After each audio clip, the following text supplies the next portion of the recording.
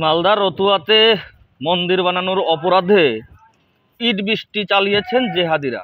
আর তুমি তা দাঁত কেলিয়ে 32 পাটি দাঁত বের করে সোশ্যাল মিডিয়াতে তা দেখাচ্ছ। কোনো লাভ নেই রে ভাই, আমরা ঘুমিয়ে আছি, ঘুমিয়েই থাকবো। আমাদের রাজ্যে প্রতিনিয়ত প্রত্যেকটা সময় এই ধরনের ঘটনা, এটা নতুন কিছু না।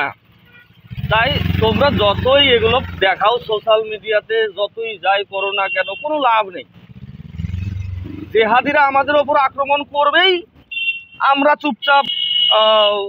আমরা চুপচাপ ঘরে এসি চালিয়ে, কুলার চালিয়ে ঘুমাবই। কোনো লাভ নেই, কারণ আমরা মার খাওয়ার জন্যই আমাদের জন্মটা হয়েছে, আমরা মার খাবই। তাই এই ধরনের পোস্ট সোশ্যাল মিডিয়ায় দেখিয়ে মানুষকে তোমরা কেউ জাগাতে পারবে না, ঠিক আছে? কারণ আমরা তো ঘুমানোর জাত, আর আমরা মার খাওয়ারই জাত, আমরা মার খাবই।